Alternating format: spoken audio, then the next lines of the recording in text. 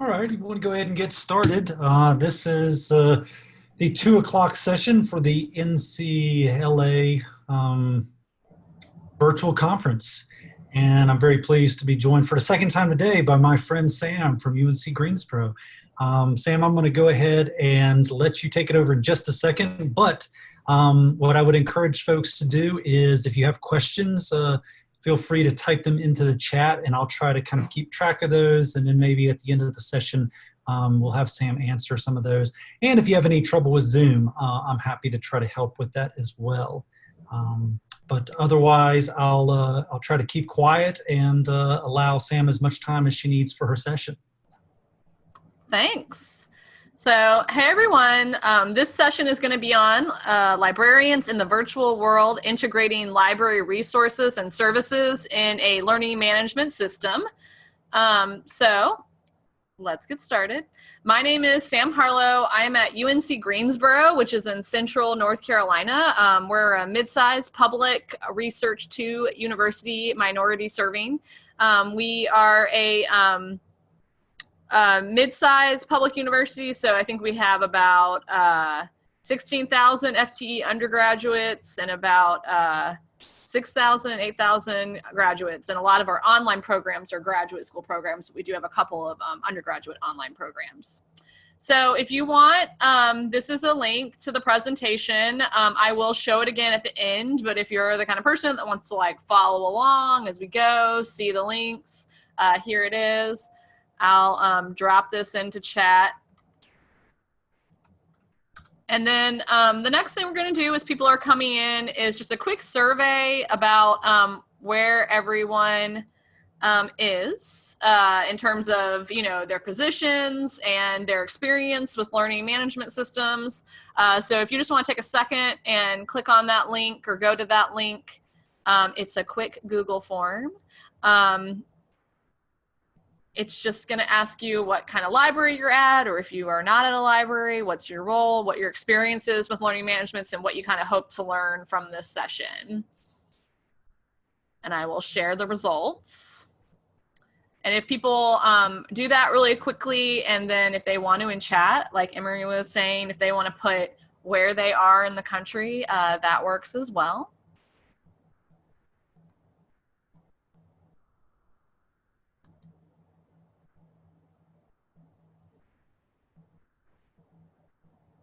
So just as you guys are filling that out, in this presentation, we will primarily be talking about Canvas. That is the learning management system that we use at UNC Greensboro, but the techniques and strategies that I talk about can be used anywhere.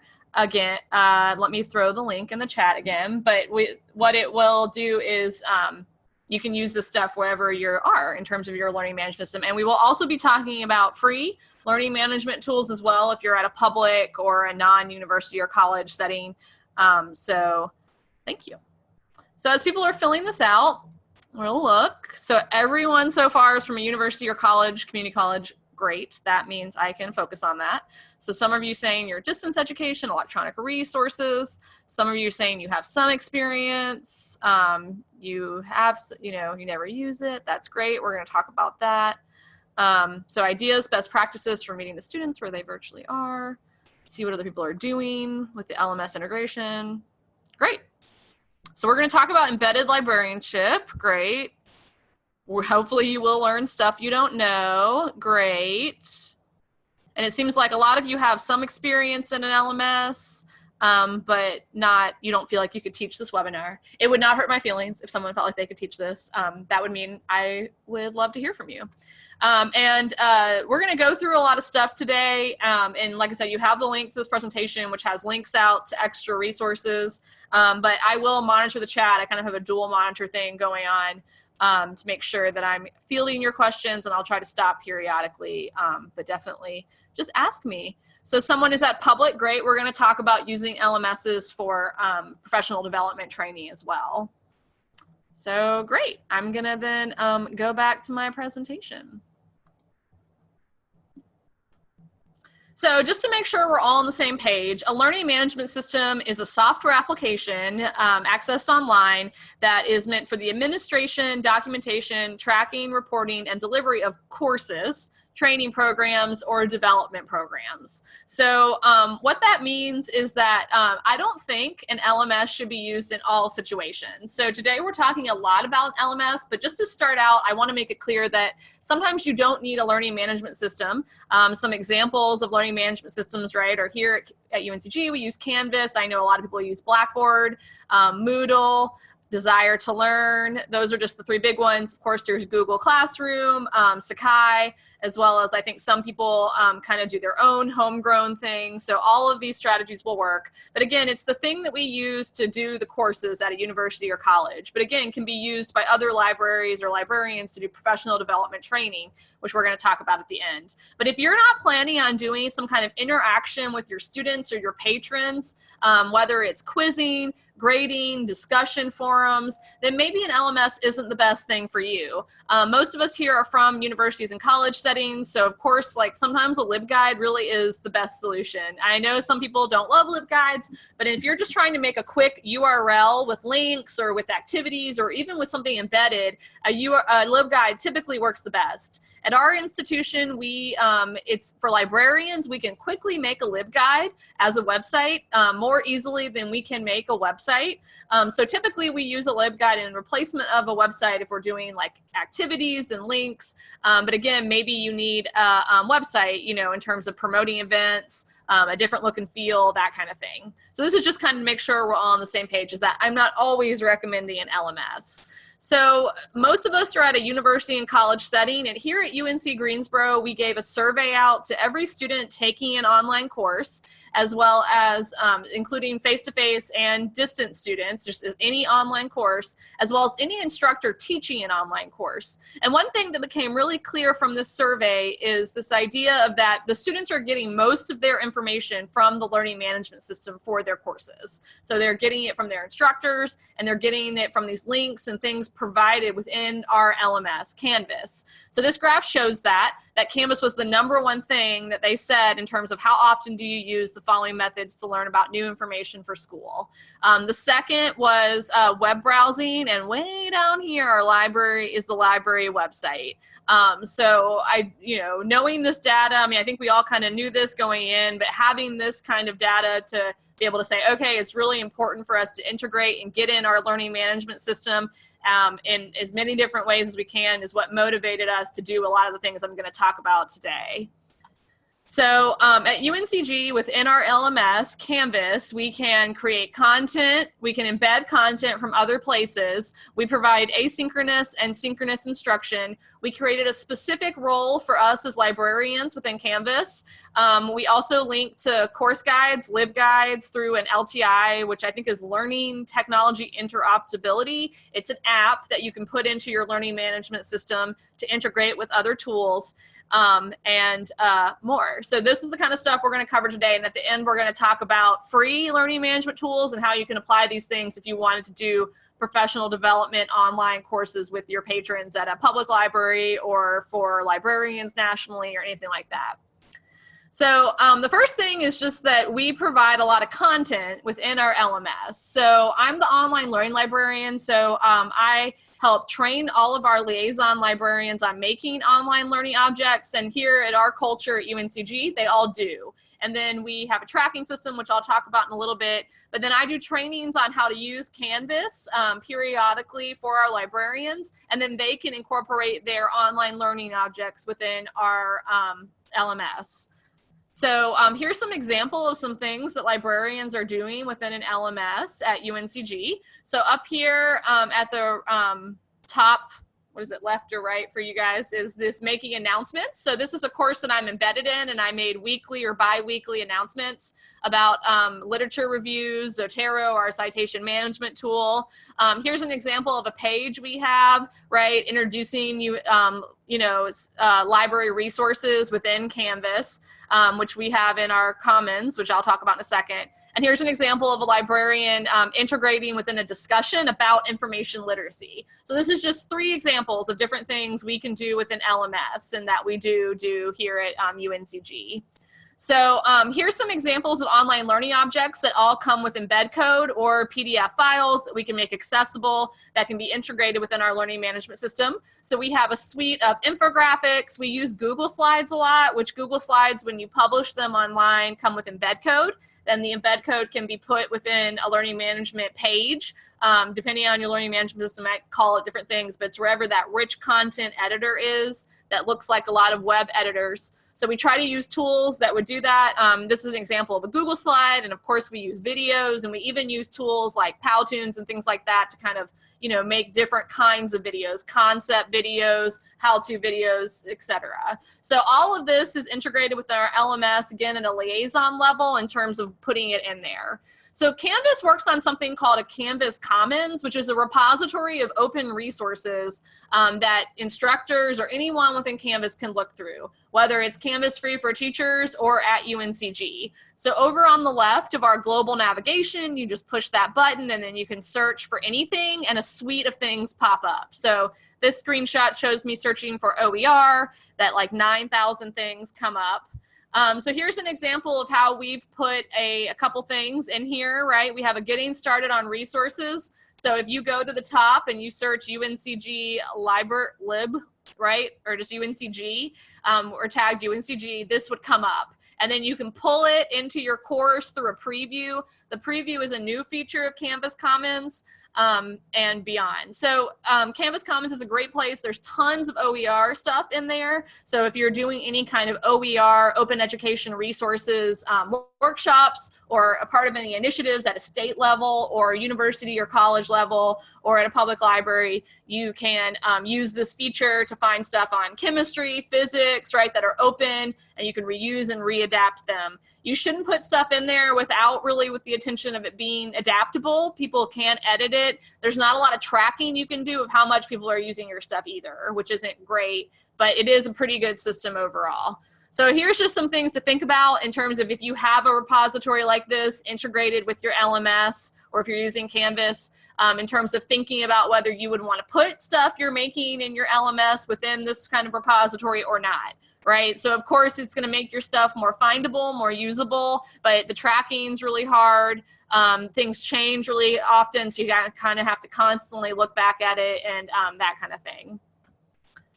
So we have a something I did as the online learning librarian is that I do have this library tutorial repository where we track the online learning objects that people are using in their instruction, whether it's face-to-face or online or in a LMS, and we kind of keep them all here. So it's not all just UNCG stuff. If we use like that NC State peer review in 3 minutes video a lot, we have that tagged here as well.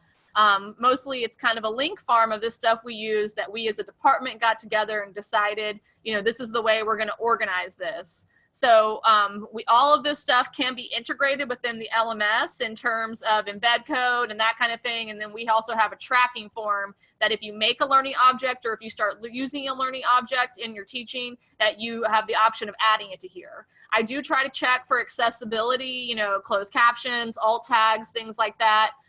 Periodically. So we try to keep it as accessible as possible. Note that we have it as getting started with research, but we also have it on things about specific libraries or how to use our catalog or how to use interlibrary and loan. We have citations and copyright, and then we have infographics that are embedded. So again, you could embed these within the LMS. We also try to make it really clear that if we're okay with reuse and adaptation through these Creative Commons licenses. So this is what we do. And then again, those things can then be turned around and put within an LMS depending on the learning objectives. So something we did at Canvas in our learning management system is we created a librarian role. So what that means is that now working with IT, library liaisons, who were the ones who have the touch base, again, remember with our departments, can go into Canvas and be added in as a librarian instead of an instructor. So it looks like this. You go into the people tab, you do plus people, and then you add your librarian's username and then change the role from, you know, student to librarian. So this allows us to add content everywhere, but not grade. That's really the only difference between us and instructors. So this was really easy to get a partnership with IT going because they loved the idea due to FERPA issues of us not like being in the grade book. You can still be added in as an instructor because some of our librarian liaisons are doing, you know, final product assessment or helping a student grade or helping the faculty grade. So you can totally change that role, but this is a way for us to be quickly added in and to kind of advertise that we can be in our LMS at this level. So it's gone really well. So one of the issues we've had with it is that students can't see us in the People's tab right now, but we are working on trying to resolve that. So the last thing, not the last thing, sorry. Another thing that we do within Canvas is that we have turned on an LTI, which again, just to, it's like basically an app that you can turn on within your LMS, and it can work in pretty much any, LTIs are available for all LMSs, Moodle, Blackboard, all of them. And typically you either have to pay for the service through the LTI, like SpringShare, or you get it free through a subscription you have. So for example, with this integration we turned on an LTI that allows us to connect all of our SpringShare LibGuides within Canvas at a course level to any banner-fed course. So a course that has any kind of number like LIS 100 or TED 100 or 300, 400, whatever. So it creates, you can see in the screenshot here, a tab that says library resources, and it either connects, depending on metadata that we tag on the back end, to a library guide or a course guide or a subject guide. And then we trained liaisons on how to tag our LibGuides on the back end, and then they can do that themselves and decide what they want, whether they want this library resources tab or a course guide or a subject guide. It's really easy to do, but we did have to upgrade to SpringShare CMS version, which was a little bit more money in order to get this LTI integration turned on. There's tons of other LTIs that you could look into depending on what your institution goes to, which we'll talk about at the end, but like Gale has an LTI, EBSCO has an LTI, some catalogs have an LTI where you could build in your catalog right within your LMS. So at your library, it's really important to be constantly looking into what LTIs are available for your learning management system and developing a great relationship with your IT department or instructional technology department, you know, and so on. So I see someone in the chat put on the Films on Demand LTI. Exactly. We're going to show that at the end. We have that turned on in Canvas as well. There's a lot of streaming resource LTI. There's some ebook LTIs. So again, it just, a lot of these, if you're already paying for Films on Demand, all you have to do is contact your IT department and get them to flip a switch on the back end. So keep that in mind. But that's how we did it with these. Already this library resources guide that we made to be the general catch-all guide has thousands of hits. It's our most used LibGuide now. And you can already see that we've turned it on for about a month. Our LibGuide usage has gone way up. And it's promoted us in this different way that we're really happy about. So, of course, we also perform instruction in the LMS, both asynchronously and synchronously. So if you're doing that already, great. If you're not doing it, I just want to bring up that, you know, this could be controversial to say in terms of instructional design, but though it takes work to adapt strategies in a face-to-face class, it can be done. Active learning can be done within an LMS. So just to show some examples, we use WebEx as our virtual meeting tool at UNCG, like app uses Zoom. We're in a Zoom room right now, but WebEx is pretty similar to this. So there is an LTI integration for WebEx within Canvas. So you can turn on a tab in Canvas to have our virtual meeting tabs right there. So you could, with an online program, create these sessions right there. So some things to keep in mind if you start doing webinars within your LMS or these kind of virtual meetings is that you need to be careful about accessibility. Live captioning costs a lot of money, and it just is going to depend on your institution. But you can then close caption things after the fact using free tools like YouTube. So that's just something to keep in mind. You can also, like, if you're using a free LMS, add in links to virtual meetings as well, which we'll talk about when we talk about the free LMS. But you can also do asynchronous activities. Like, here's an example of that we did you know, the students to go through a Google slide presentation specific to a class, and then we had them fill out a Google form where we then could provide them feedback from the Google form, like, you guys are on the right track with keywords, you're not, that kind of thing. So again, asynchronous options are great as well. So here's an example of an activity that can be done synchronously or asynchronously, but using Google Spreadsheets to do kind of group work. But Google Spreadsheets, just one option. There's Padlet, there's Google Docs, you could use an editable link to a Google slide, depending on what your institution goes into, poll everywhere, that kind of thing. But this kind of thing is nice because you can see the group work right here and kind of give them specific tasks they can fill out again on their own or not, a Google form, that kind of thing. So once you get involved with the LMS, there's a certain level of support that you want. So some things to look out for that, we've had issues with at UNCG and all of you would have issues with at university college settings are listed here. So permalinks are something that are really confusing, not just to students, but to faculty as well. Getting in there into courses and helping them link appropriately to courses will also help, kind of teach about copyright and the idea of not just completely uploading PDFs. It also can work with uploading e-reserves, but again, you can use your relationship with your LMS to kind of form a relationship with that. Another confusion that's kind of similar but different are ebooks and licenses. So we don't have a rule here that we have to buy unlimited use ebooks. So there are some single user ebooks available in our catalog, and maybe a faculty member knows enough to say, oh, look, here's the ebook, but they don't understand that it's a single user license. So they link to that, and then the students are mad when they all can't get into it the day before it's due. So these are the kind of issues we've had. Another issue is this idea of workload balance and embedding. So once we, can easily get into the LMS, once faculty we know how to use the LMS, right? That means maybe as liaisons, we're all over the LMS, which means we're getting emails, we're getting requests to add stuff, we're getting extra requests for instruction. So this idea of, that there's more work added on is a problem, and thinking about how you're going to scale when you start integrating with your LMS at a university is important. So also what happens is, you learn to use the LMS, you get in there, you make content, and there's confusion between you and IT. So again, making it really clear and that kind of thing. And similar issues, right?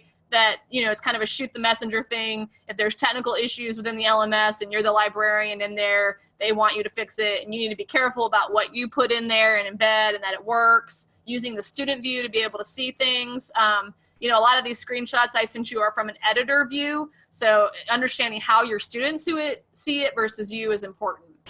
So when you're thinking of them, it's always good to think about that they have these issues, right? That they don't know about permalinks. They don't really know about embed code necessarily. Using your LMS to kind of educate people on these issues of copyright, fair use, OER resources is a good opportunity. And so the more you know about the LMS, the more you can kind of use this for education. So of course your LMS can be used for e-reserves. If you're already doing course reserves, it depends on what you want to do, but you can easily integrate e-reserves within your LMS. So one thing we do to kind of fight these problems as much as possible is that we've created a lot of documentation at UNCG about what we can do in the LMS and what we can add to the LMS. So I already showed you this library tutorials guide, but notice that on this guide, there is a multi-page document of how to permalink in like our most used databases. So we have screenshots, how-to instructions, that kind of thing. But we also have this guide here on all the different things that UNCG libraries can do within Canvas. So we've talked about this library resources tab. Here's how it works. We have instructions on how they could hide it if they want. The librarian role we've already talked about. So we have a GIF of how they can do it. Also a link to a textual guide to be accessible. We have a link about how Canvas Commons works. And then other library integrations, which I know someone just said in the chat, Films on Demand. We have instructions on how to integrate with other library resources like our Gale products. Again, the permalinks and proxy issues, educating people about that. Our Films on Demand button and where it is. Wiley Researcher Academy, how you can turn it on with SCORM and hit to the gradebook and more. So the more you can kind of make these things to help your faculty understand what the library can do in there and what library resources can happen in the LMS, the better. We also, advertise our content creation and then have a link talking about our liaison librarians. We did, when we did a marketing campaign in the fall and in the spring, promoting this guide of stuff we can do in Canvas, and we market it through our liaisons as well. So we're 25 minutes in. Does anyone have any questions, concerns?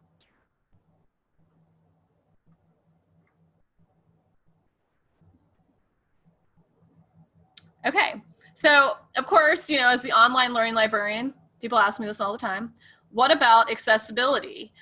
So Canvas provides accessibility tools that help check for accessibility, in terms of, checking what you put in there is accessible. So it's called UDoIt, but again, depending on your LMS, there's probably tools involved. There's tons of free tools online that you can use to check your accessibility as well. I also provide trainings, and I work with our accessibility office at UNCG for our librarians to make things as accessible as possible.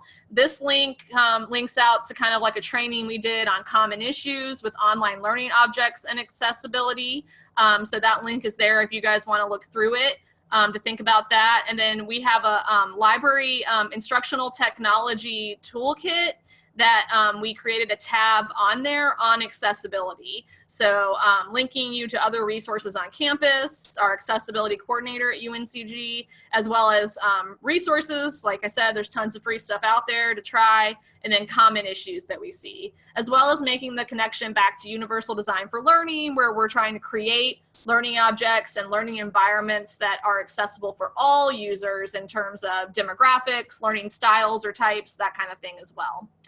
So if you want to know more about accessibility, those are kind of some links to help you think about it, as well as ways to think about how you at your institution could educate librarians and faculty on accessibility issues within the LMS. So someone pointed out in the chat the idea of embedding Google Slides. Yes, I love embedding Google Slides. It's one of my favorite things to do. You also, to be truly accessible, it's good to provide a link down to the Google Slides, out to the Google Slides, so that if you alt caption your Google Slides into there, it works really well for that, in terms of accessibility issues. So yeah, you can embed anywhere that you can find embed code, which is like Google Slides, PDFs, all this kind of stuff can be put within an LMS, within the rich content editor in the HTML page. Okay, so we talked about this at a university setting for librarians, but I did want to quickly note that at a university, public, any kind of library, you might want to be doing free professional development or community outreach where they don't have a email address and access to your institution's LMS. So a free LMS tool might be your solution. But remember, we talked about maybe a website's a better solution. Really, a free LMS is a good solution if you want them to do these activities, right? Grade them, be a part of a discussion post, and that kind of thing. So consider all that before you make one. But there's tons of free LMS products. Like most likely if you're at an institution where you use an LMS, there's a free version. So for Canvas, it's Canvas Free for Teachers. For Blackboard, it's Blackboard Course Site. Moodle has an institutional license and a free version, as well as Sakai is open source, so you'd kind of have to do a little bit more tweaking for that. But overall, you could try it for free. And then Google Classroom. Those are just the ones that I hear about the most, but there's tons more. I mean, if you Google this, tons of people are going to recommend things. I am partial, of course, to Canvas Free for Teachers because it works pretty much identical to Canvas the way we use it at UNCG. So that's an option as well. So some examples here that I have from my experience with working within free learning management system is here is an example of a free professional program development course we did for North Carolina librarians that are members of NCLA on Present Like a Pro. So tips and tricks of presenting and doing like interactive presentations. Or like, your presentation presence. So here's one, where you can see they had announcements, discussions, they did have due dates. Notice that it looks a lot like those other screenshots I was showing you. Really the main differences between the free one and the ones that colleges are that you don't get all the like LTI integrations. But again, you can link to virtual meetings. If you already have virtual meeting tools, Google Hangouts is free. So you could link to a Google Hangout and meet in there. So there's tons of ways you can kind of tweak that free LMS to work for you. Here's an example of a course I worked with that was a kind of a international collaboration between a special education course and here at UNCG, where special education students here at Greensboro, North Carolina, talk to students in South Africa about special education. So it can be good for that kind of, you know, free course interaction internationally. So think about it also in terms of study abroad and things like that if you're working with students outside of your college system. And then here's another one of an instructional technology training for faculty, where again, they use Canvas free for teachers. Here's a training. So another thing you can do within the LMS outside of integrating with courses is that some things at UNCG, we use it to train our students, our interns. Again, if you want there to be like a kind of like they get a certificate at the end, an LMS could be a good solution versus a LibGuide or a website.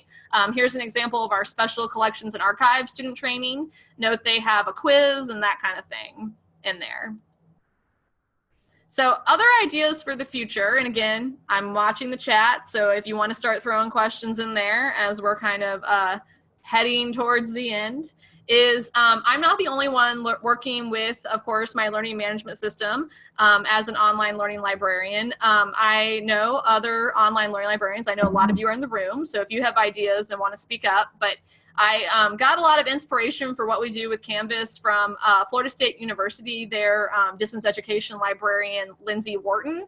And here's some examples of that. They actually have a Florida State University Libraries course where every student and every instructor are automatically enrolled in this course in Canvas. And then they're taught things about find a database, access to their tutorials, and more. So we don't do that at UNC Greensboro. I think for our culture, it wouldn't necessarily work well here, but it might be something we consider doing in the future. And maybe depending on your college and university, this is something you would be interested in.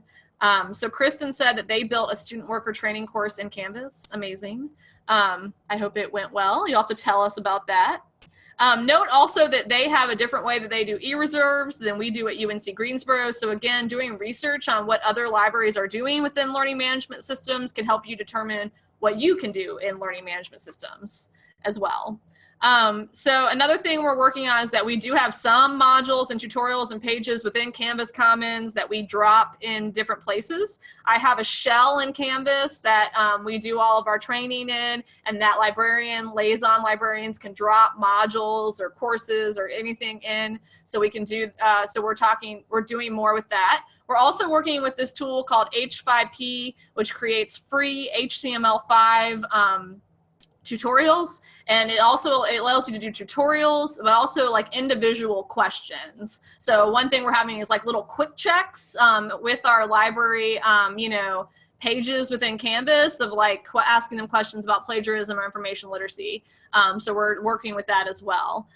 Again, other libraries across the country are doing great stuff with H5P. So definitely look, if you're interested in something like that, that's a good thing to look out for what people are doing. Another thing we're kind of hitting the cusp of here at UNCG is getting learning analytics out of Canvas. We know that it's possible, but we're kind of a little bit behind on that. Something we want to do this summer is really track that librarian role and see where we can go with that, as well as, you know, dig deeper into the analytics of how our library resources tab is being used and kind of track from there. So that's it in terms of that. I probably talked too fast. That is my flaw. But here is the link again to this presentation that has all the links. So I'll drop it into chat. But at this point, I would love it. I mean, I know it's 2:30 on a Friday Eastern time. But if you guys have any, want to talk or share about what you're doing in the chat, etc., this would be a great space to do that. There's 15 of us still left in here. So I'd love to hear from other people about what they're doing within the LMS, or if they have any issues or questions about that for me, etc.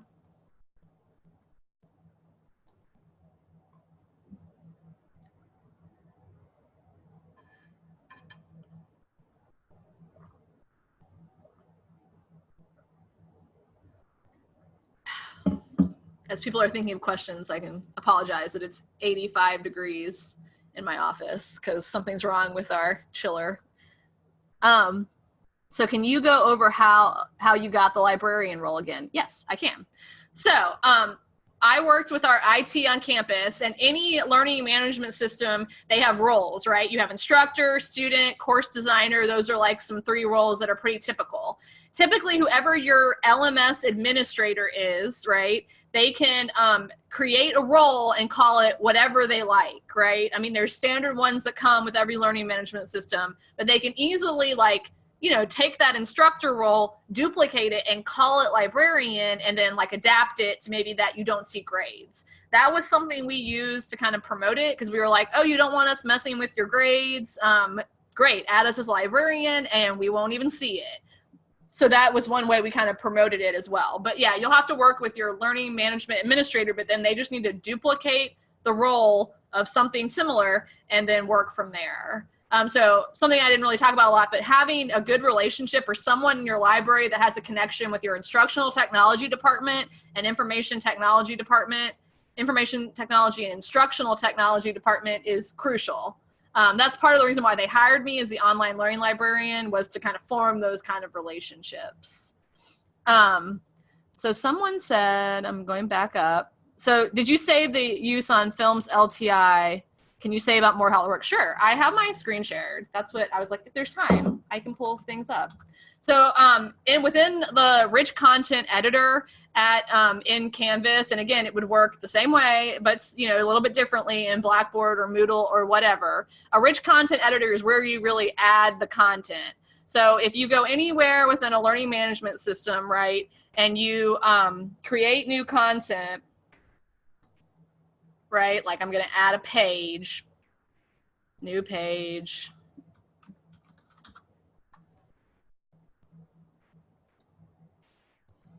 This is the rich content editor, this box right here. Click edit. And again, it will look a little bit different, but this right should look familiar, right? It's just it's an editor where you add stuff. Here is our Films on Demand editor.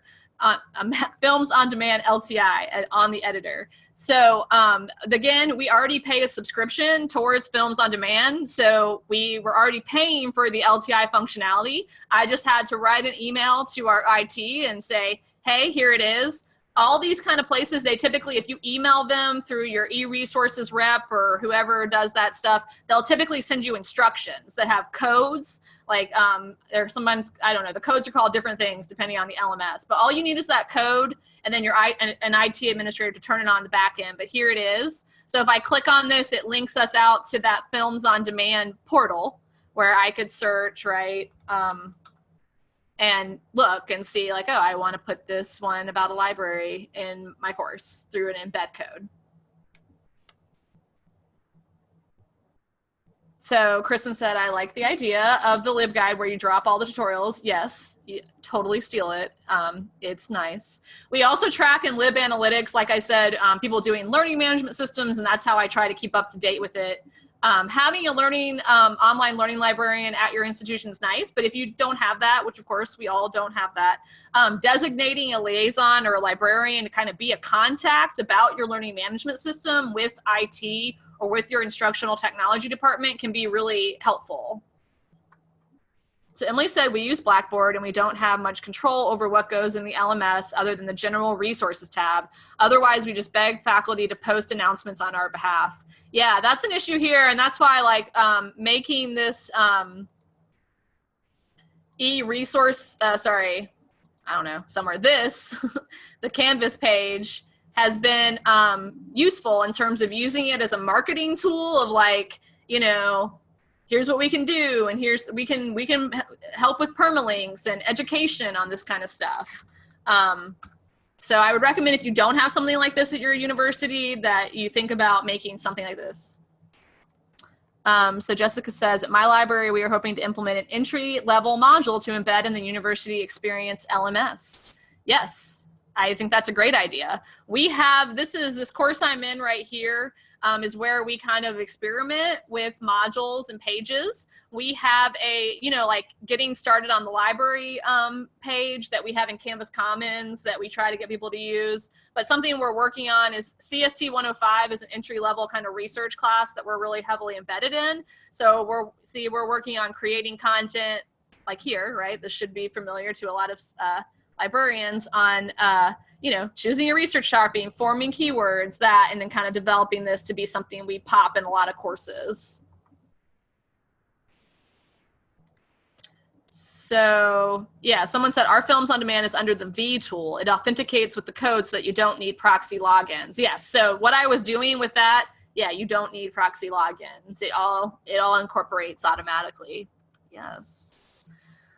Something we've done here is get an Ask a Librarian, our virtual reference link, default in all course menus in Canvas. That's a great idea. Yeah, one thing I really like about this, the Library Resources tab being now available in all Canvas courses is that, so here's an example of a course what I'm pretty embedded in, right? Like I'm heavily involved. It's a doctoral level online course, right? So if you go to this Library Resources tab in Canvas, see, here's their course guide, as well as you can link to the distance and online learning guide, Sotera for citation management.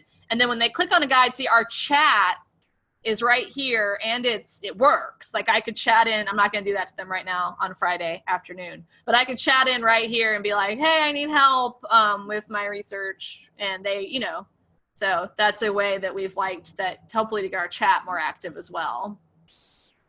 But that's a great idea. Canvas and other tools have options, right, to add in tabs as either a redirect tool where it links you back out to the library webpage if you aren't willing to look into the LTI route. But Blackboard does have LTIs, so definitely look into that as well. So someone asked, so your chat is still on the LibGuide that is in the course. It's not directly embedded in the course. So I mean, it's embedded on the LibGuide on the course. So it's not embedded like on the home page of Canvas. Is that what you're asking? It's embedded through the LibGuide. Yeah. Okay. Yeah. So are there any other questions or things you want me to show you within Canvas that could, again, work for Blackboard? Again, note public library people or university library people who are interested in outside, community workshops, library workshops. A lot of these same functionalities work within free versions of learning management systems as well.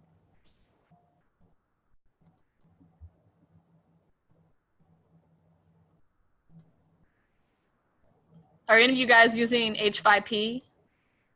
We like that here. So here's an example of H5P, one question built into our learning management system. So this is the page within the LMS, and then we embed a question. So we're gonna call these like quick checks. So presenting someone else's work as your own can result in which of the following. And then it just checks it. So that you have this quick little interaction. It doesn't link to the gradebook. Are there any other questions? Thoughts, comments, concerns?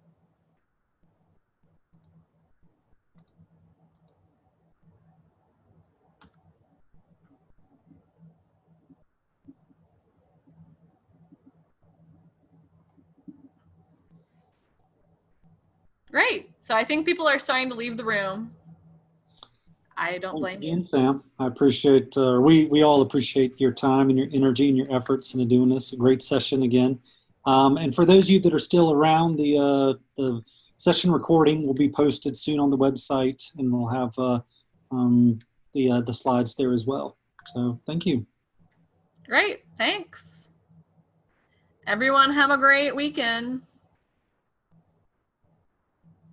Thanks, Emily.